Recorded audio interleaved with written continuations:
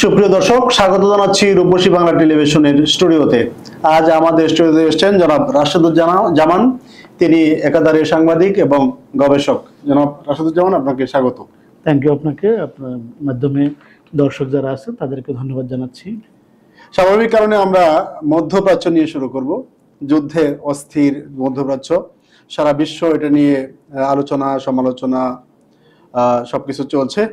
আসলে আমাদের সর্বশেষ অবস্থাটা কি আসলে মধ্যপ্রাচ্য, এবং এটার ভবিষ্যৎটা কি? আমরা কোন বিশ্বের দিকে এগুচ্ছি? মধ্যপ্রাচ্যের যে হামলাটা শুরু হয়েছে 13 জুন, ইসরায়েল ইরানের উপর যে হামলাটা শুরু করেছে, সেটাতে প্রথম দিকে মনে হয়েছিল যে ইসরায়েল জিতে গেল, ইরান একদম নাস্তানাবুদ হয়ে গেল। দেখুন, পৃথিবীর কোনো যুদ্ধে টপ কমান্ডার নিহত হয় না। প্রথম দিন যুদ্ধে ইরানের যারা সশস্ত্র বাহিনীর প্রধান থেকে শুরু করে এবং যে তারা যে পারমাণবিক স্থাপনা যে কর্মসূচি চালিয়ে যাচ্ছিল, সেটা বিজ্ঞানীরা নিহত হয়েছে। এটা খুবই অ্যালার্মিং বিষয় ছিল যে ইসরায়েল ভেবে নিয়েছিল, ধরে নিয়েছিল যে ইরান এই যে তাদের যে টপ কমান্ডাররা নিহত হলো, এরপরে আর দাঁড়াতে পারবে না, সবচেয়ে বেশি ক্ষতিগ্রস্ত করে ফেলেছে। প্রথম দিকে একদম শেষ করে দেওয়া, নেশ করে দেওয়া, ধ্বংস করে দেওয়ার মতো একটা কাজ করলো।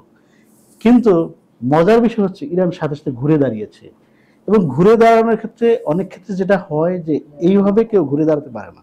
তো সময় লাগবে, তো নতুন একটা নেতৃত্ব আসবে, তারা আবার পাল্টা জবাব দিবে, সবকিছু তো হয় না। কিন্তু ইরান সেটা ভুল প্রমাণ করে দেয়, ইরান কঠিনভাবে অ্যাটাক করলো। প্রথম দিকে ইরান যে করলো কাজটা করলো, ইসরায়েল রাষ্ট্রটা খুবই সুসংহত, এয়ার ডিফেন্স সিস্টেম তাদের খুবই ভালো, এটা পরিচিত, সারা পৃথিবীতে পরিচিত, আমরা জানি আসলেই ভালো। 3 স্তরের এয়ার ডিফেন্স সিস্টেম।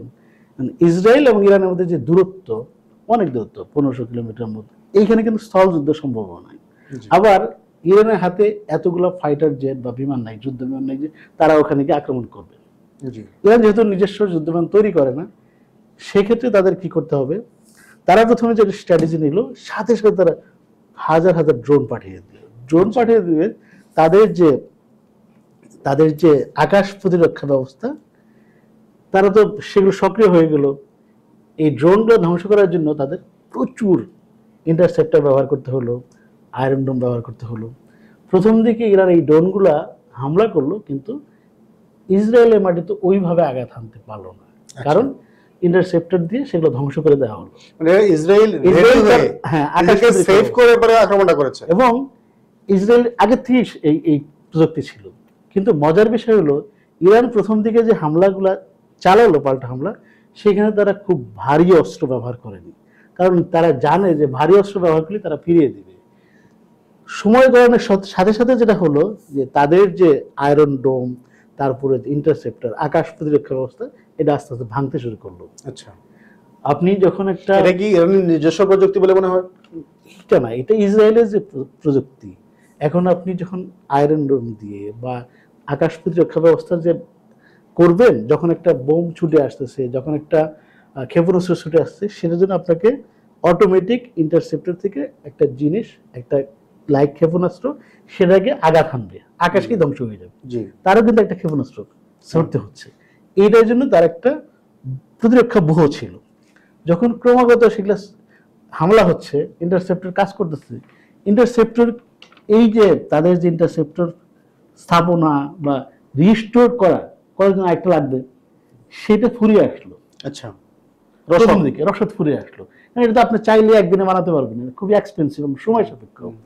এরপরে ইরান তাদের দূরপাল্লায় যে ক্ষেপণাস্ত্রগুলো আছে, প্রথম দিকে তারা যেরকম ক্ষেপণাস্ত্রগুলো তৈরি করেছিল, সেগুলো দিয়ে শাহেদ 1, শাহেদ 2, ওগুলো দিয়ে আক্রমণ করা শুরু করলো। এবং সেগুলো দেখা যাচ্ছে যে প্রথম দিকে যখন 300 আক্রমণ করলো, সেখানে 30টা ইরান এই ইসরায়েলের মাটিতে গিয়ে হামলা করলো, বিভিন্ন স্থাপনা ধ্বংস হচ্ছিল। ইসরায়েলে কিন্তু এটা সম্পর্কে মোটেই প্রস্তুত ছিল না। তাদের মধ্যে একটা মনোবল ছিল, পৃথিবীতে একটা গল্প বলা হচ্ছিল যে ইসরায়েল হচ্ছে পৃথিবীর একটা নিরাপদ রাষ্ট্র, তাদেরকে উপর কেউ হামলা করতে পারবে না। এবং এটা বলেই সারা পৃথিবী থেকে বিভিন্ন জায়গা থেকে ইহুদিদেরকে এনে এখানে বসতি স্থাপন করা হলো, এই রাষ্ট্রটা গড়ে উঠেছে। বলে দিচ্ছিল যে তুই এখানে আসো, এখানে আসবে, মধ্যপ্রাচ্যে থাকবা, কিন্তু তুমি জীবন যাপন করবা ইউরোপের স্টাইল। মানে মধ্যপ্রাচ্য ইউরোপ বানালো তারা। হুম, এবং মূলত আসলে এটা হচ্ছে ইউরোপিয়ানদের বা পশ্চিমাদের আমেরিকাদের একটা ক্যান্টনমেন্ট। আচ্ছা, জাস্ট সৃষ্টি করা ক্যান্টনমেন্ট। আপনি জেনে অবাক হবেন যে প্রতি বছর আমেরিকা এই ইসরায়েলে $18 বিলিয়ন অস্ত্র সহায়তা দেয়। আচ্ছা, এটা কি হতে পারে নাকি? কারণটা কি? কারণটা কি? ক্যান্টনমেন্ট এমনি দেয়, তাদের ক্যান্টনমেন্ট রক্ষা করতে হবে, তাদের দেশ নাগরিক আছে এবং ভৌগোলিক স্ট্র্যাটেজিটা আছে, স্ট্র্যাটেজিক কারণে আরব বিশ্ব শাসন করতে হলে তাদের একটা স্বতন্ত্র জায়গা লাগে, সেই জন্য দেয়। যাই হোক, এইটা ইন্টারসেপ্টর গুলো কার্যকারিতা আস্তে আস্তে কমে আসতে থাকলো। আচ্ছা, এরপরে যে ফাতা ক্ষেপণাস্ত্র ইরান যেটা তৈরি করেছে, সর্বশেষ ফাতা নিজস্ব প্রস্তুতি, এটা হলো সুপারসনিক ক্ষেপণাস্ত্র। আচ্ছা, সুপারসনিকটা কেমন? এটা হচ্ছে শব্দের চেয়ে, বলা হয়ে থাকে এবং টেস্ট করা হয়েছে যে শব্দের চেয়ে 15 গুণ গতিতে বেশি গতিতে চলে, দ্রুত গতিতে চলে। এবং এইটা যখন উৎক্ষেপণ করা হয়, উৎক্ষেপণ করার সাথে সাথে এটা আকাশে চলে যায়, স্পেসে চলে যায়। আচ্ছা, সেখান থেকে তারপর নামে। এবং ফাতা ক্ষেপণাস্ত্র খুবই বিধ্বংসী এবং এটা সুপারসনিক, সবচেয়ে লেটেস্ট ক্ষেপণাস্ত্র। এই ক্ষেপণাস্ত্রে ইসরায়েলকে হামলা করা শুরু করছে ইরান। অপরদিকে ইসরায়েল তাদের কিছু যে প্রচলিত আমেরিকান যেসব বোমা আছে সেসব, এবং তারা ফাইটার জেট দিয়ে ফেলতেছে ইরানের উপর। ইরান অনেক বড় একটা কান্ট্রি এবং তাদের সিভিলাইজেশন হচ্ছে 3000 বছর আগে। আপনি জানেন যে ইরান কিন্তু আরব কান্ট্রি না, পার্সিয়ান, পারস্য। আরব কান্ট্রির ভিতরে হচ্ছে পার্সিয়ান সভ্যতা। তাদের ভাষা কিন্তু আরবি না, ফার্সি। তাদের শিল্প অবস্থানটা 3টা ইয়ার মাঝখানে, মহাদেশের মাঝখানে। তার শিল্প, সাহিত্য, আর্ট, কালচার থেকে অনেক বেশি রিচ। আপনারা জানেন পৃথিবীর মহাকাব্য যে শাহনামা থেকে শাহনামা, তারপরে চিকিৎসা বিজ্ঞানের জনক যে ইমাম ইবনে সিনা, উনি কিন্তু ইবনে বতুতা এই সাহিত্য, সংস্কৃতি থেকে শুরু করে বিজ্ঞান থেকে শুরু করে সবকিছু তারা ঋদ্ধ। এবং ইরান যে তারা যে ক্ষেপণাস্ত্রগুলো নিক্ষেপ করতেছে, এই ক্ষেপণাস্ত্র কিন্তু তাদের নিজস্ব প্রযুক্তিতে, কিন্তু পশ্চিমাদের দেখানো পথে না বা কেনা ধার করা না। এর আগে এখন পর্যন্ত যে পরিস্থিতি আছে, ইরান যে যুদ্ধটা করেছে, আজকে তো জুনের 13 তারিখে যুদ্ধটা শুরু হয়, আজকে হচ্ছে 23 তারিখ, 10 দিন বা 11 দিন চলে গেছে।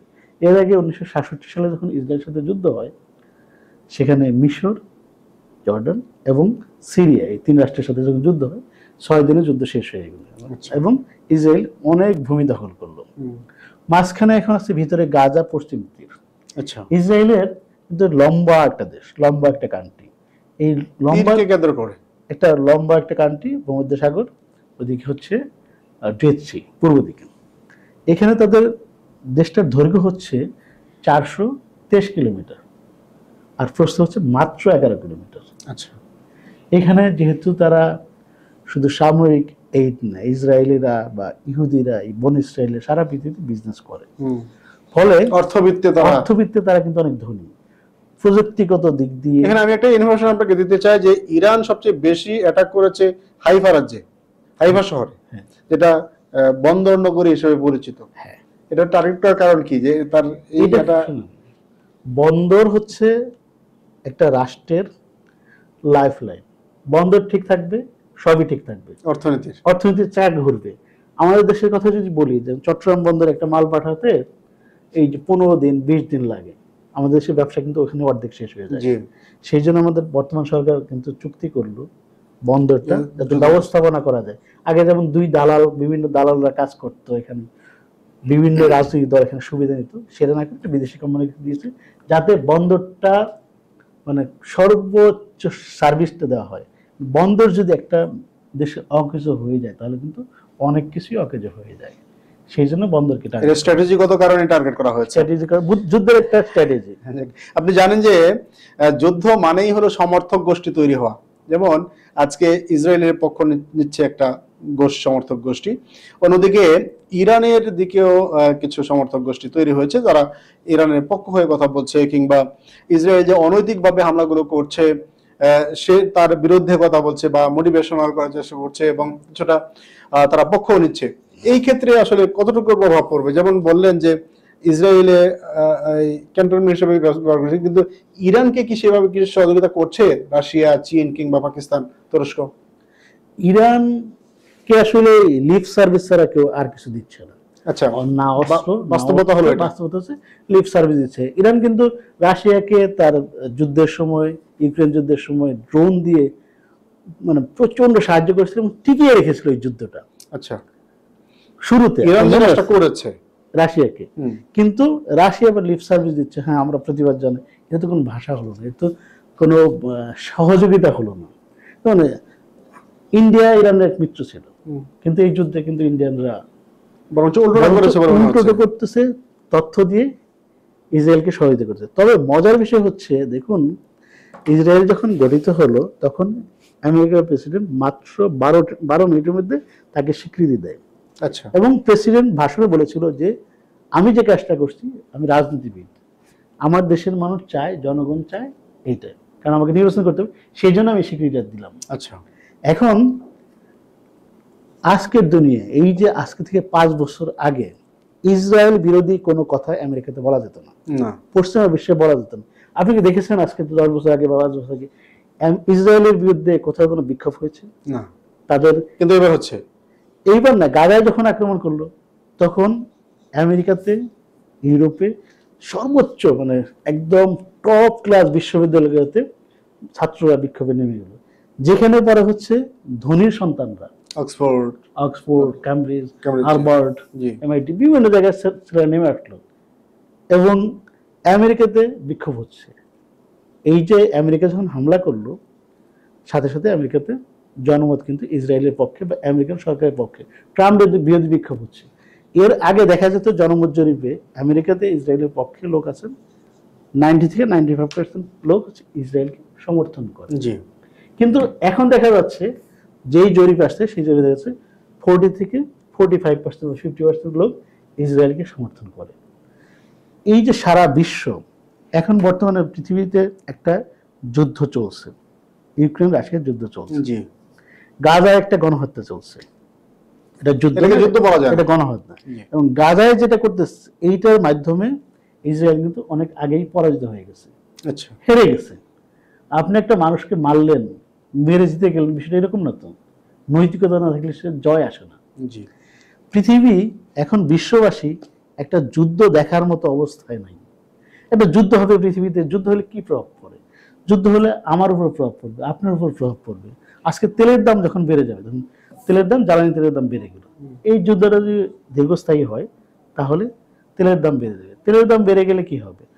সারা পৃথিবীর প্রতিটা নাগরিক, এভরি পার্টসের উপর প্রভাব পড়বে। জি। ব্যক্তিগত, আপনার তেলের দাম বেড়ে যাওয়ার সাথে সাথে আমাদের সাথে গার্মেন্টস প্রোডাক্ট আছে, আমরা তৈরি পোশাক, এটা বহনে কস্টিং বেড়ে এটা যাবে। বহনে বা ম্যাটেরিয়ালস আনতে বেশি পয়সা দিতে হবে। বেশি পয়সা দিলে কি হবে? যে ইউরোপের একজন ক্রেতা কিনতেছে, আমেরিকার ক্রেতা, তাকে বেশি টাকা দিয়ে কিনতে হবে। হুম, এবং এই যে সাপ্লাই চেন, পুরা পৃথিবী কিন্তু চলে সাপ্লাই চেনের, হ্যাঁ, সাপ্লাই চেইন। মানে কেউ স্বয়ংসম্পূর্ণ না। মানে বিষয়টা এরকম না, কোনো না কোনোভাবে একজন গ্রামের আরেকজনের উপর গ্রামের depend। একজন কৃষকও সে সবকিছু নিজে উৎপাদন করে খেতে পারবে না। সারা পৃথিবী যত বড় দেশ হোক, একজন একজনের উপর নির্ভরশীল। এই পণ্য সাপ্লাই চেনটার দাম বেড়ে যাবে, তো সবার জীবনের উপর প্রভাব পড়বে। এখন ইউরোপের দেশগুলো দেখেন যে সবাই কিন্তু এই যুদ্ধের পক্ষে না, হুম, কেউ পক্ষে, বেশিরভাগই বিপক্ষে। কারণ কি? যখন জিনিসপত্রের দাম বেড়ে যাবে, তার জনগণ খেপে যাবে। হুম, সবার উপর হচ্ছে মানুষ, দেশের জনগণ। এইটাকে সামাল দেওয়ার মতো, বা পৃথিবীতে যেহেতু এখন একটা যুদ্ধ চলছে, এরকম একটা বড় যুদ্ধ নেওয়ার মতো অবস্থা নেই। আচ্ছা, মানে সেই জন্য বিশ্ববাসী বা সাধারণ মানুষ কেউ চায় না যে এই যুদ্ধটা চলুক। আচ্ছা, এখানে একটা তথ্য যোগ করি, সেটা হলো যে সর্বশেষ তথ্য হলো যে ইরান যে আক্রমণটা সর্বশেষ ক্ষেপণাস্ত্র চালাইলো, এতে ইসরায়েলের বিদ্যুৎ যে স্টেশন আছে এটা ক্ষতিগ্রস্ত হয়েছে এবং অন্ধকারে এখন অবস্থান করছে। দ্বিতীয় কথা হলো যে আহ, ইরানের সর্বোচ্চ ধর্মীয় নেতা আয়াতুল্লাহ আলী খামেনি বলছেন যে ইসরায়েল প্রকাশ্যেই আমেরিকার সাহায্য প্রার্থনা করছে, এতে দুর্বল ইসরায়েলের দুর্বলতা প্রকাশ পাচ্ছে বলে দাবি করেছেন আয়াতুল্লাহ আলী খামেনি। অন্যদিকে ট্রাম্প আরেকটা কথা বলেছেন যে হরমুজ প্রণালী বন্ধ করে দেওয়ার হুঁশিয়ারি দিয়েছে ইরান। অন্যদিকে ট্রাম্প বলতেছে যে এটা হবে অর্থনৈতিক আত্মহত্যা। আসলে বিষয়টা কি? হরমুজ প্রণালী দিয়ে পৃথিবীর যে তেলের বাণিজ্য, এটা হচ্ছে 30% তেলের বাণিজ্য, তেল এই প্রণালী দিয়ে যাতায়াত করে। এটা হচ্ছে ইরানের নিয়ন্ত্রণ আছে। জি এখানে ইরান চাইলেই বন্ধ করতে পারবে। দেখুন, একটা তেলবাহী ট্যাঙ্কারে যদি কেউ হামলা চালায় বা ড্রোন হামলা চালায়, আগুন ধরবে। এটা কিন্তু ইরানের জন্য সহজ। সো এটা ইরান যদি শেষমেশ এই অবস্থায় পড়ে যায়, যুদ্ধে তো বিভিন্ন অস্ত্র ব্যবহার করে। এই যুদ্ধ কিন্তু শুনুন, এই যে এখানে যুদ্ধ হচ্ছে, এটা কিন্তু ধর্মযুদ্ধ না, ধর্মের জন্য না, এটা পুরোটাই ব্যবসা, নিয়ন্ত্রণ, এটা বিজনেস, নিয়ন্ত্রণ কেন্দ্রিক। দেখুন, আমি একটা মজার কথা বলি, আপনি আশ্চর্য হবেন। সিরিয়াতে এতদিন বাশার আল আসাদ ক্ষমতায় ছিলেন না? জি। বাশার আল আসাদ তো সে সিয়া, কিন্তু সিয়াদের মধ্যে এমন একটা গোষ্ঠী যারা জন্মান্তরবাদ বিশ্বাস করে, সিয়াদের মধ্যে একটা গ্রুপ আছে, সেই গ্রুপের লোক উনি। এবং এইখানে এই বাশার আল আসাদ প্রচুর মানুষকে হত্যা করছে, সবাই জানে, গণহত্যা। বাশার আল আসাদকে ইরান সমর্থন দিচ্ছে না? ইরান পৃষ্ঠপোষকতা দিয়েছে তো? না, দিয়েছে। আচ্ছা, দিয়েছে। এটা কিভাবে হলো? তারা কি ধর্মের জন্য করেছে? না। আবার হামাস কিন্তু সিয়া না, সুন্নি। হামাসকে প্রোটেক্ট দেয় হচ্ছে ইরান, ইরান হচ্ছে সিয়া। ধর্মের জন্য? কারণ ইসরায়েলকে বাগে রাখার জন্য সে হামাসকে সাপোর্ট দেয়, হুতিদেরকে সাপোর্ট দেয়, হিজবুল্লাহকে সাপোর্ট দেয়। তিনটা। ইরান যে কাজটা করতো আগে, প্রক্সি ওয়ার করতো। তার কিছু মিলিশিয়া বাহিনী ছিল, হিজবুল্লাহ ছিল, হুতি ছিল, হামাস ছিল।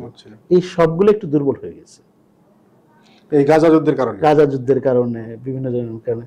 মূলত ক্ষতিটা হয়েছে কাসেম সুলাইমানি, তাদের যে একজন কমান্ডার ছিলেন কাসেম সুলাইমানি, আমরা সবাই চিনি। সারা পৃথিবীতে বলা হতো যে কমান্ডো আক্রমণের দিক দিয়ে একজন সমরবিদ হিসেবে কাসেম সুলাইমানি ছিল সবার উপরে, সবাই তাকে শ্রদ্ধা করত। তাকে যখন হত্যা করা হলো, তারপর থেকে আসলে একটা এই প্রক্সি ওয়ার গুলা, ইরানের যে প্রক্সি ওয়ার ছিল, একটু কমে আসলো।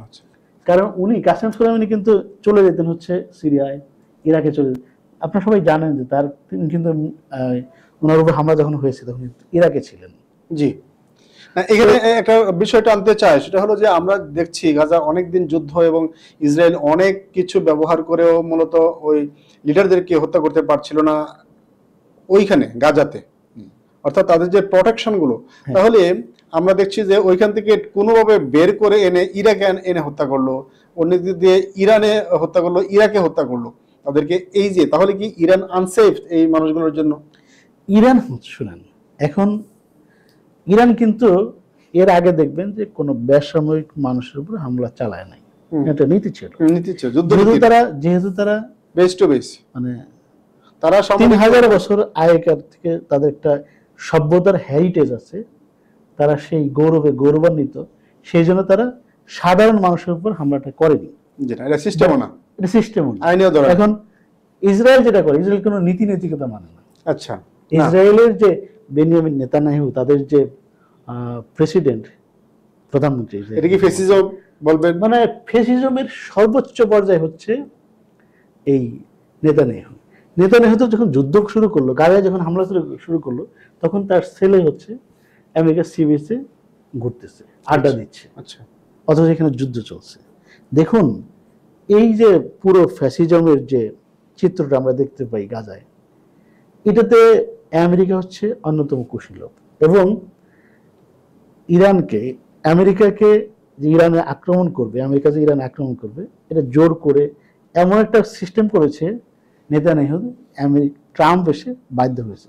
এর আগে যখন ইরাকে আক্রমণ হয়, তখনও কিন্তু এই নেতানিয়াহু প্রচারণা চালিয়েছিল যে ব্যাপক মানে ধ্বংসাত্মক যে অস্ত্র, ইরাকের আছে, এটা বলে যুদ্ধটা শুরু করেছিল। এবার যেটা করতেছে, তাদের পারমাণবিক অস্ত্র আছে, তারা বানিয়ে ফেলেছে, সুতরাং ইমব্যালেন্স হয়ে যাবে, সেই জন্য তাকে নিয়ন্ত্রণ করতে হবে। দেখুন, এমনি যে পারমাণবিক নিরস্ত্রীকরণ বন্ধ করার যে প্রক্রিয়া, সেটা কিন্তু স্বাক্ষরকারী দেশ ইরান। আচ্ছা, ইরান তাদের পারমাণবিক অস্ত্র কিন্তু ব্যবহার বলেছে যে আমরা হচ্ছে উদ্ভাবনী ক্ষেত্রে ব্যবহার করবো, বিদ্যুৎ তৈরিতে ব্যবহার করবো। আবার তারা যে ইউরেনিয়াম সমৃদ্ধ করেছে, সেটা কিন্তু যখন 60% সমৃদ্ধকরণ যখন করবে বা পিউরিফিকেশন করবে, 90% করলেই তখন পারমাণবিক অস্ত্র তৈরি করা যায়। তারা যেভাবে পারমাণবিক ক্ষেত্রে আগাচ্ছে, সত্যি সত্যি তাদের নিজেদের সেফ রাখার জন্য, দেশটাকে নিরাপদ রাখার জন্য পারমাণবিক অস্ত্র তাদের প্রয়োজন রয়েছে। আচ্ছা। সেই জন্য তারা আগাচ্ছে। এই যুদ্ধে আমেরিকা অংশ নিক, আর পৃথিবীর অন্য সব কেউ তো আর হামলা করে নাই, আমেরিকা হামলা করেছে।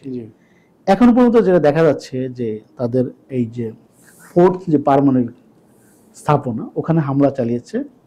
আজকে স্যাটেলাইট ইমেজে দেখলাম 6টা গর্ত হয়েছে। বাংকার বিধ্বংসী যে বোমা, এটা হচ্ছে মাটির নিচে গিয়ে বিস্ফোরিত হয়, ব্লাস্ট হয়।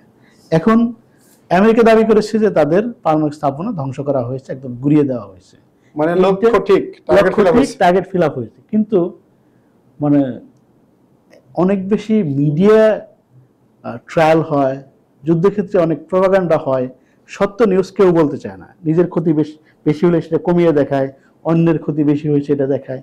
সেটা একটা দেখলাম। এই ফোর্থ যেটা পারমাণবিক স্থাপনা, সেটা হচ্ছে তাদের বলা হয়ে থাকে যে এটা মাটি থেকে 90 মিটার নিচে অবস্থিত, খুবই সুরক্ষিত, মানে প্রোটেকশন দেয়। কারণ ইরান জানতো যেখানে হামলা হইতে পারে যে কোনো মুহূর্তে। হ্যাঁ, এটা জেনে তারা জানে। ইরানের যে সারা পৃথিবীতে যে তার বন্ধু রাষ্ট্র নাই, এটা কিন্তু বেসিক্যালি কার্যকর কোনো বন্ধু রাষ্ট্র নাই। আচ্ছা। ইরান তারা নিজেরাই চলে, নিজেরাই স্বয়ংসম্পূর্ণ। এই কারণে কি হয়েছে যে তার বন্ধু নেই বলেই কি তারা স্বয়ংসম্পূর্ণ হচ্ছে? এখন হ্যাঁ, তাদের লক্ষ্য ছিল, সততা ছিল, দক্ষতা ছিল, মেধা ছিল, সবকিছু সুষম ইউজ করেছে তারা, এবং তারা লক্ষ্যে অটুট থেকে এগিয়ে গেছে। আচ্ছা। সেই জন্য এখন এখানে যখন তারা যে বোমাটা ফেললো B2 বিমান থেকে, B2 ক্যারিয়ার থেকে, প্রতিটা বোমার ওজন ছিল হচ্ছে 13 টন। এটা 12,500 ফিট উপর থেকে ফেলা হয়, এবং নিচে বোমাটা প্রথমে নিচে চলে যায়, শুধু মাটি হলে 60 মিটার পর্যন্ত যেতে পারে, ওখানে গিয়ে ব্লাস্ট হয়। আর যদি কনক্রিট থাকে সেটা 20 মিটার। এখন ইরানের স্থাপনা হচ্ছে 90 মিটার, আপনি তো আরো 30 মিটার যেতে হবে, তাহলে কি করলেন? আরো 60 মিটার, কোথাও 70 মিটার। হ্যাঁ, এখানে যেটা হয়েছে, এখানে নিশ্চয়ই যে শুধু মাটির নিচেই করে নাই, কনক্রিটের একটা স্তর আছে। যেহেতু ইরান একটা পাহাড়ি দেশ, পাথর আছে এখানে, বিশাল বড় দেশ, প্রাকৃতিক সম্পদে ভরপুর দেশ, তাদের ওই অবস্থাটা রয়েছে। এবং এর ফলে যেটা বলা হচ্ছে তাদের পারমাণবিক স্থাপনা ধ্বংস করে দেওয়া হয়েছে, এটা আমেরিকার দাবি ছাড়া এখন পর্যন্ত দেখা যাচ্ছে যে শুধু তাদের দাবি ছাড়া যুক্তি দেখাইতে পারে নাই। মানে 6টা গর্ত দেখাই বলা যাচ্ছে না যে এটা ধ্বংস হয়ে গেছে। আর এরপরে যেটা হয়েছে, তারা যে তেজস্ক্রিয়া, ওখানে যদি হামলা হতো, ব্লাস্ট হতো, তাহলে বাইরে এটা যে তেজস্ক্রিয়া ছড়িয়ে পড়তো, সেটা কিন্তু তারা কুয়েত টেস্ট করছে, আরব তারা বিশ্লেষণ করে দেখেছে, এবং তারাও টেস্ট করে দেখেছে যে তেজস্ক্রিয়তা ফিরে আসছে কিনা। এরকম কোনো প্রভাব পড়ে নাই। ইরানের উপর হামলার পর, হ্যাঁ বলেন, ইরানের উপর হামলার পর মূলত ইরান একটা পাল্টা জবাবের কথা বলছে, যুক্তরাষ্ট্রকে বলছে উপযুক্ত জবাব দেওয়া হবে। কিন্তু এরই মধ্যে আমরা দেখলাম যে যুক্তরাষ্ট্র তার সারা বিশ্বে যত নাগরিক আছে তাদেরকে সতর্কতা অবলম্বনের কথা বলা হচ্ছে চলাফেরার ক্ষেত্রে। তাহলে কি যুক্তরাষ্ট্র ভয় পেল? এটা ভয় না, এটা হচ্ছে সতর্কতা। এটা ভয় না, এটা ভীতির বিষয়। যুদ্ধে তার নাগরিকদের সতর্ক করতেই হবে। দেখুন, ইরান এখন পর্যন্ত কিন্তু তার যুক্তরাষ্ট্রের কোনো স্থাপনায় হামলা করেনি। আচ্ছা, এখনো পর্যন্ত করেনি কি? তার কারণ হচ্ছে এদিকে যুদ্ধ চলছে, আবার একটা আলোচনাও চলছে। যুদ্ধে প্রথম যে টার্গেটটা ছিল ইসরায়েলের, যে প্রথমেই ইরানকে একদম কাবু করে ফেলবে এবং তারা নিঃশর্ত সারেন্ডার করবে। যেহেতু এটা হয় নাই, এবং এই যুদ্ধটা যেহেতু দুই দেশের সাথে সীমান্ত নেই, আপনি যুদ্ধ চাইলেই কিন্তু বছরের পর বছর চালিয়ে নিতে পারবেন না, ইউক্রেন রাশিয়ার যুদ্ধের মতো। আচ্ছা, এই যুদ্ধের মাঝখানে, দুইটা দেশের মাঝখানে দূরত্ব হচ্ছে 15 কিলোমিটার। এত বিশাল দূরত্ব, আকাশপথে যুদ্ধ হচ্ছে, একমাত্র যুদ্ধ যেটা আকাশে হচ্ছে। তারপরেও এই যুদ্ধটা স্থলপথে হওয়ার কোনো সম্ভাবনাই নেই। ফলে এই যুদ্ধটা চাইলেই আপনি বছরের বছর চালিয়ে নিতে পারবেন না। সুতরাং এখানে আলোচনা হচ্ছে, অনেক বেশি খরচ, অন্তরালে অনেক আলোচনা হচ্ছে। এই যুদ্ধে কিন্তু এ পর্যন্ত ইরান যা ব্যয় করেছে, ইসরায়েল তার চেয়ে অনেক বেশি ব্যয় করেছে। ইসরায়েলের একটা ইন্টারসেপ্টর যে টাকা খরচ হয়, একটা ইন্টারসেপ্টরের দাম 50 থেকে 60 কোটি টাকা। আচ্ছা, অথচ ইরান পাঠিয়েছে হচ্ছে একটা $2,000 একটা ড্রোন পাঠিয়ে $20,000 একটা ড্রোন পাঠিয়েছে। জি। সেটা তাকে নিয়ন্ত্রণ করতে দেখা যায় এত টাকা খরচ করতে হচ্ছে। আচ্ছা। ফলে যেটা হয়েছে, ইসরায়েল কখনো অতীতে মার খায়নি। আচ্ছা। তাদের নাগরিকরা অভ্যস্ত না, জি। ইসরায়েলের মোটেই অভ্যস্ত না যে তাদের দেশের উপর কেউ হামলা করতে পারে, এটা জানতোই না। জি। কিন্তু এবার যেটা হয়েছে, তাদের দেশের নাগরিকরা এখন সবাই নিশ্চুপ, কেউ বের হতে পারছে না, বাংকারের মধ্যে অবস্থান করতেছে। এবং ইসরায়েলের 90% মানুষ শহরে বাস করে। আচ্ছা। এবং তাদের দেশে ছোট্ট একটা দেশ, মাত্র হচ্ছে 21,629 কিলোমিটার বর্গ কিলোমিটার দেশ। এর মাঝখানে আবার পশ্চিম তীরের যেটা আছে তার সহ বলে ওরা, এইটার আয়তন হচ্ছে 5,500 6,000 কিলোমিটার, আচ্ছা। 6,000 বর্গ কিলোমিটার। এর মাঝখানে আবার গাজার হচ্ছে 336 বা 37 বর্গ কিলোমিটার। এটা বাদে ধরুন যে তাদের 20,000 বর্গ কিলোমিটার। এই ছোট্ট দেশে 80% 90% লোক থাকে শহরে, আচ্ছা। বাকি কিছু 10% মানুষ লোক যাযাবর। গ্রামে থাকে। এবং এখানে কিন্তু মালভূমি আছে, পাহাড় আছে, টিলা আছে, সমতল ভূমি আছে, উর্বর ভূমি আছে, আচ্ছা। সবই আছে। তবে তারা যে কাজ করে, তারা প্রযুক্তিভাবে মানে শিল্পায়িত একটা দেশ, সবাই কাজ করে এবং বৃদ্ধরা শিল্প সমৃদ্ধ উন্নত দেশ। উন্নত দেশ। বিশ্ববিদ্যালয় আছে, গবেষণাগার আছে, সবই আছে, বিদ্যুৎ জি। কেন্দ্র সব দিকে। তারা কিন্তু এটা কখনো আশাই করেনি, চিন্তাই করেনি। যেহেতু তারা এখন আক্রান্ত হচ্ছে, মার খাচ্ছে, খুব তাড়াতাড়ি হয়তো একটা সমঝোতা হবে। কারণ ইরানও চায় না যুদ্ধটা দীর্ঘদিন চলুক, ইসরায়েলও চাচ্ছে না। কারণ যে যুদ্ধে দুই দেশই ক্ষতিগ্রস্ত হবে, ইসরায়েল যেটা অর্জন করতে চাইল সেটা পারেনি। তারা গাজা যুদ্ধ করে যে তাদের টার্গেট ছিল সেটা ফুলফিল হলেও ইরানে যুদ্ধ শুরু করে তারা ভয় পেয়েছে এবং তাদের ব্যাকফুটে চলে গেছে। এবং এটা দেখেন, আমেরিকাতে ট্রাম্পের বিরুদ্ধে বিক্ষোভ হচ্ছে, ইভেন ইসরায়েলেও কিছু মানুষ নেমে গিয়েছে তাদের নেতানিয়াহুর বিরুদ্ধে। জি জি। এবং সামনে নির্বাচন আছে, বলছে আমরা চাই না, আমরা শান্তি চাই। সবাই তো মানুষ, দিন শেষে সবাইকে বাঁচতে হবে, সবাইকে খেতে হবে। যুদ্ধ তো কাউকে খাবার দিবে না, কাউকে রসদ দিবে না। সবার জীবনযাত্রার মান নিচে চলে গেছে, বিদ্যুৎ নাই, পানি নাই, সর্বশেষ ঘটনা এটা যে বিদ্যুৎহীন অবস্থায় আছে এখন। তো ইসরায়েলও বুঝতে পেরেছে যে এই যুদ্ধটা জয়লাভ করা সম্ভব না। আবার একটা বিষয় আছে কি, পশ্চিমা বিশ্ব এবং আমেরিকা ইসরায়েলকে কিন্তু হাঁটতে দিবে না, পরাজিত হতে দিবে না, ওইরকম ভাবে পরাজিত হবে এটাও দিবে না। এই কারণে স্ট্র্যাটেজি পাল্টাচ্ছে, আলোচনার টেবিলে দুই দেশের একটা সম্মানজনক, যাতে একটা সম্মানজনক উইন-উইন সিচুয়েশন আসে, সেটা আমরা দেখতে পারবো, আমি আশাবাদী। আচ্ছা, কারণ ধন্যবাদ জনাব রাশেদুজ্জামান। আমরা দেশের খবরে ফিরবো। সেটা হলো গতকাল সাবেক প্রধান নির্বাচন কমিশনার জনাব KM নুরুল হুদা সাহেব গ্রেফতার হয়েছেন এবং এটা জনতার হাতে।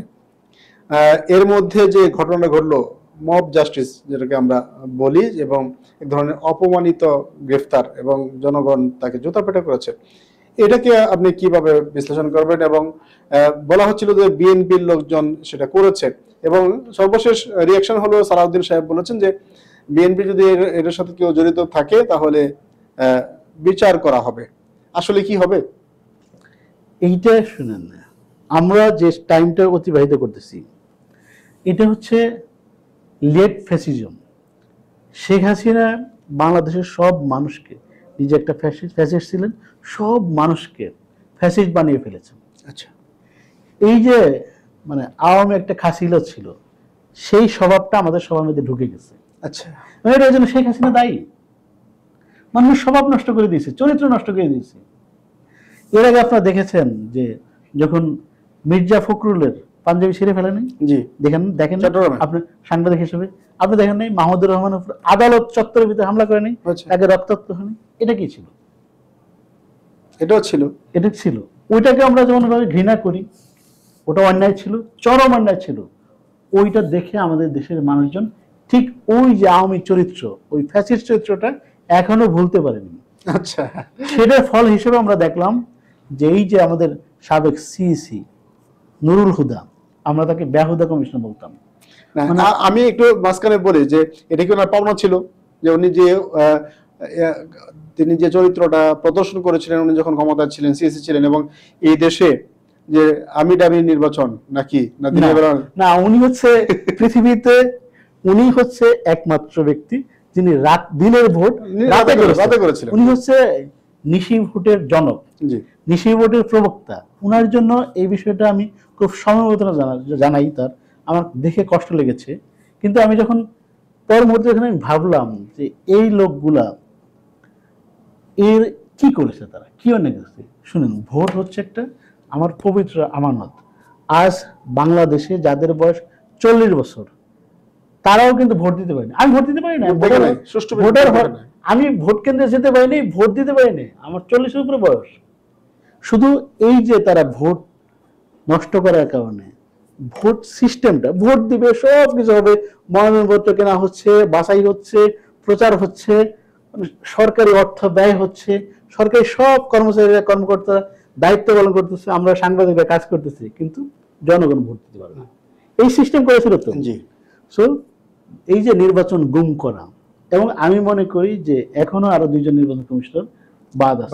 হচ্ছে হাবিবুল আওয়াল এবং রকিব, জি কাজী রকিব কমিশন, এই 2 জন, এবং তাদের সময়ে নির্বাচনী কাজে যারা দায়িত্ব পালন করেছে প্রতিটা এলাকায়, প্রতিটা থানায়, বিএনপি এবং জামাত যারা আছে তাদের উচিত হচ্ছে ওই সময় ওই থানার যে ওসি ছিল, রিটার্নিং কর্মকর্তা ছিল, উপজেলা প্রিজাইডিং অফিসার ছিল, প্রিজাইডিং অফিসারকে আমরা নিতে চাচ্ছি না, কারণ প্রিজাইডিং অফিসার ঠিক হবে না। এটা হচ্ছে তারা অতি উৎসাহী হয়ে খুব কাজ করেনি, তারা একটু বাধ্য হয়ে করেছে, তাদের করার কিছু ছিল না। কিন্তু ওই সময় আবার সব থানার ওসি কিন্তু অতি উৎসাহী হয়ে কাজ করেনি। যারা করেছে তাদের সবার বিরুদ্ধে মামলা হওয়া উচিত এবং তাদের অ্যারেস্ট করে কঠিন শাস্তির ব্যবস্থা করা উচিত। হলে কি হবে, এরপরে আপনার যে নির্বাচন কমিশনার আসবে তাকে কিন্তু আপনি চাপ দিয়ে কিছু করাতে পারবেন না, শিক্ষা নেবে সে। কারণ আপনি বলবেন, সে বলবে যে আজকে আমি নির্বাচন করে দিব, আপনার সামনে তো আমাকে জুতো পিটা করবে। জুতো পিটা কাকে করে বাংলাদেশে? চোরকে তো করে না, চোরকেই করে। হ্যাঁ, রাইট। আপনার এলাকায় বা আমার এলাকায় চোর দলে জুতো পিটা করে না? চোর দলে কেন করে? যাকে একজন মুরব্বী মানুষকে তাকে জুতো পিটা করে, যাতে তাকে মেরে ফেলা না হয়, তাই না? বাঁচিয়ে দেওয়া, বেশি মার থেকে বাঁচার জন্য বাঁচিয়ে দেওয়ার। কালকে তাকে জুতো পিটা করবে, কি করবে? যদিও আমিও একটা ফ্যাসিস্ট, আমার মধ্যেও ফ্যাসিস্ট চরিত্র আছে, সেই জন্য আমি সমর্থন করতেছি। তবে বাংলাদেশটা, আমাদের দেশটা এইভাবে চলা উচিত না। আমরা এই ফ্যাসিজম থেকে বের হতে চাই, আমরা দেখতে চাই না। এবং এই যে দেখতে চাই না, এই যে মানুষ ধরে নিয়ে তাকে জুতাপিটা করলো, তাকে পুলিশের কাছে পৌঁছে দিল, এটার জন্য সরকারের দায় রয়েছে। হ্যাঁ, বর্তমান সরকার কি জানে না যে এই লোকগুলা ইলেকশন গুম করেছিল? জানে। এই লোকগুলা যেই ইলেকশনটা করেছিল, ইলেকশন হয়েছে, সে শপথ নিল, একটা নির্বাচিত স্বৈরাচার, একটা নির্বাচিত ফেস্টিভ্যাল তৈরি করেছিল, তো এই লোকগুলা, এই লোকগুলা কারিগর ছিল। শেখ হাসিনা একা কিন্তু পারেনি। হ্যাঁ, এটা একা তার দায় না। এখন আমাদের প্রধান উপদেষ্টা যিনি আছেন, সজ্জন ব্যক্তি, এবং তার যে সভাসদ আছে, তারা কেন এখন পর্যন্ত এদের লোককে, এইসব ব্যক্তিদেরকে অ্যারেস্ট করলো না? আজকে আপনি জানেন যে আরো যে 2 জন নির্বাচন কমিশনার আছে, সাবেক সিইসি, প্রধান নির্বাচন কমিশন, সবাই দেশে আছে। একজন থাকেন বসুন্ধরা, একজন থাকেন হচ্ছে বাড়িধারা। আচ্ছা, আপনি সেই প্লেস চেনেন? হ্যাঁ, এটা জানি তো, এটা নিউজ হয়েছে, সবাই জানে। আচ্ছা, তারা সুন্দর ফুরফুরা জীবন, নাতি নাতকে নিয়ে, ভবিষ্যৎ খুব ভালো সময় কাটাচ্ছে। কই এই নির্বাচনগুলোতে যেসব মানুষ মারা গিয়েছে, নির্বাচনের ফলে শেখ হাসিনার যে একটা গুমের শাসন তৈরি করেছিল, আপনি জানেন শেখ হাসিনার প্রায় 3,500 মানুষকে গুম করেছে। এদের দায়িত্ব এদের উপর বর্তায় না? তাহলে আপনি এদেরকে ধরেন নাই কেন? কেন মানুষকে আজ নিজের হাতে আইন তুলে নিতে হলো? আমি সরকারকে অনুরোধ করব, আপনার প্লিজ রিঅ্যাক্টিভ না, প্রোঅ্যাক্টিভ হন। প্রোঅ্যাক্টিভ হয়ে খুব দ্রুত এই 3 বছরে যারা নির্বাচনের দায়িত্বে ছিল, যারা টপ কমান্ডার ছিল নির্বাচনের, তাদের সবাইকে ধরেন, ধরে সুষ্ঠু বিচার, ধরেই তাদেরকে ফাঁসি দিয়ে দিতে হবে, জেল দিতে হবে, এরকম না, তাদের বিরুদ্ধে হত্যা মামলা না, উদাহরণ তৈরি করা দরকার। উদাহরণ তৈরি করা, যাতে বাংলাদেশে এরকম নির্বাচিত কোনো ফ্যাসিজম না আসতে পারে। জি, আমরা আসবো একটু শেষ দিকে। যে জুলাই মাস সমাগত, আমরা বিপ্লব বলেন, অভ্যুত্থান বলেন, 1 বছর পূর্তি করতে যাচ্ছি। আসলে 1 বছরে আমাদের যে উদ্দেশ্য, লক্ষ্য এবং যে প্রত্যাশা নিয়ে অভ্যুত্থান হয়েছিল বা বিপ্লব হয়েছিল, তার কতটুকু দ্বার প্রান্তে আমরা? জুলাই বা বর্ষা বিপ্লব যেটা হলো, সেই বিপ্লবে দেখুন, আমি একটু আগের থেকে বলতে চাই, 16 বছরে যে ফ্যাসিজম তৈরি হয়েছিল, সেই ফ্যাসিজমে প্রচুর মানুষকে গুম করা হয়েছে, খুন করা হয়েছে। ইভেন বিচারিক আদালতে বিচার করে তাদেরকে খুন করা হয়েছে। জামাতের নেতা বলেন, জি। তারপরে হচ্ছে এই আরো অনেক। সালাউদ্দিন কাদের চৌধুরী বলেন, তাদেরকে কিন্তু বিচারের নামে হত্যা করা হয়েছে। জি জি, এটা কিন্তু বিচার ছিল না। বিচারিক হত্যাকাণ্ড। এবং এখন সভ্য দেশের আদালত এই কমেন্টস দিয়েছে। হ্যাঁ, এই সর্বশেষ যে আদালত যে এটিএম আজহারুল ইসলাম যেটা রায় দিল, সেখানে কিন্তু এই বিষয়গুলো বলা আছে। তো এরপরে বিএনপি প্রচুর আন্দোলন করেছে, জামাতও আন্দোলন করেছে। জামাত বিএনপির চেয়ে অপেক্ষিত ছোট দল হিসেবে তারা অনেক কাজ করেছে, কিন্তু মানুষ তাদের কিছু নামে নাই কেন? 15 বছরে মানুষ তাদের কিছু নামে নাই, কারণ সাধারণ মানুষ মনে করত দুই দলের ঝগড়া হিসেবে, এবং মানুষ ধরে নিয়েছিল যদি তারা নামে, তাহলে যদি চেঞ্জ হয়, সরকার চেঞ্জ হয়, তাহলে একটা রিজিম চেঞ্জ হবে। জি। কিন্তু যখন কোটা আন্দোলন থেকে নাহিদ ইসলামরা যখন নতুন বাংলাদেশের কথা বললেন, নাহিদ ইসলাম তো একদম এই সব তখনকার মানুষজন টিভিতে নাহিদ ইসলামকে এক নজর দেখবে, বসে থাকতো। বসে থাকতো। কোত্থেকে যেন কি আসতো, বলবে? একদম একদম লিডার হিসেবে, একজন নায়ক হিসেবে, একজন সমন্বয়ক হিসেবে, কোথা থেকে এসে কতক্ষণ স্লোগান দিয়ে বক্তব্য দিয়ে আবার নাই, নেই। তাকে দেখা যাচ্ছে না। সে ছিল এই আন্দোলনের পোস্টার বয়। কেন করেছে? মানুষ তো অনেক রাজনৈতিক নেতা আছে, কাউকে করে নাই। কারণ মানুষজন দেখেছে এখন যারা নেমেছে, যারা শেখ হাসিনাকে তাড়িয়ে দিতে চায়, ফ্যাসিজম বিদায় করতে চায়, তারা নতুন বাংলাদেশের কথা বলছে। তারা ওই ওয়ান জাস্টিসের কথা বলছে। হ্যাঁ, এই জুলাই আন্দোলনকে কিন্তু রিজিম চেঞ্জ হিসেবে ধরলে চলবে না। জুলাই আন্দোলনটা হয়েছে নতুন বাংলাদেশ আন্দোলন, ফ্যাসিবাদ বিরোধী আন্দোলন। এখানে এরপরে যারাই রাজনীতি করবেন, সামনে নির্বাচন হবে, নির্বাচনের ফলে এখনো আমরা কিছু কিছু মানুষকে দেখতেছি ওই ফ্যাসিস্ট চরিত্র ধারণকে নিয়ে রাজনীতি করতেছেন। আচ্ছা। এখন বর্তমানে বাংলাদেশে যে রাজনীতিটা করতে হবে বা করা লাগবে, দেখিয়ে দিয়েছেন, সেটা হচ্ছে জনগণ, মানুষ হচ্ছে প্রধান, রাজনীতি থাকতে হবে। এর আগে বাংলাদেশের মানুষজন ছিল দল সচেতন, আচ্ছা। তার নিজের দলের নেতা যা বলো তাই সত্য। কিন্তু জুলাই আন্দোলন দেখিয়ে দিয়েছে মানুষ এখন আর দল সচেতন না, এখন রাজনীতি সচেতন। আজকে যখন নাহিদ ইসলাম, হাসনাত যখন ফেসবুকে একটা পোস্ট দিচ্ছেন, সে দেখা যাচ্ছে মুহূর্তের মধ্যে মিলিয়ন ভিউ পেয়ে যাচ্ছে, রিয়াক্ট আসতেছে।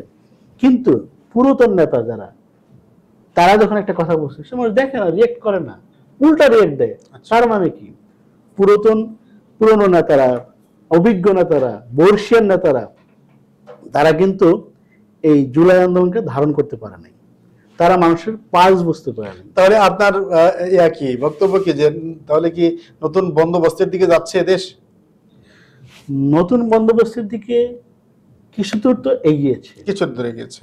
এখন জুলাই ঘোষণা যেটা প্রোক্লেমেশন, জি। বাংলাদেশ যেটা, জি। এই প্রোক্লেমেশন অফ জুলাই যখন আসবে, জুলাই মাসে এইটা যদি সঠিকভাবে হয়, তাহলে বাংলাদেশ নতুন বন্দোবস্তের দিকে যাবে। যেই সমাজটা নাগরিক হিসেবে প্রধান। কারণ আমি রাজনীতি করি, আমি কোনো সিট পাই না, কোনো আসন পাই না, ক্ষমতা দেয় না, কিন্তু আমাকে কেউ হেয় করতে পারবে না, আমাকে খাটো করতে পারবে না, একজন মানুষই হবে প্রধান। আচ্ছা। এইটা যদি জুলাই ঘোষণাটা আসে, সবার উপরে মানুষ সত্য, তাহলে সেটা হবে, আশাবাদী। আচ্ছা। আচ্ছা, আপনাকে কৃতজ্ঞতা জানাচ্ছি জনাব রাশেদুজ্জামান, রূপসী বাংলা টেলিভিশনে আসার জন্য। ধন্যবাদ আপনাকে, আর রূপসী বাংলা টেলিভিশনের দর্শকদেরকে ধন্যবাদ। আপনারা ভালো থাকবেন, আল্লাহ হাফেজ। শেষ করছি এখানে। সুপ্রিয় দর্শক, আপনারা দেখতে থাকুন রূপসী বাংলা টেলিভিশন। আল্লাহ হাফেজ।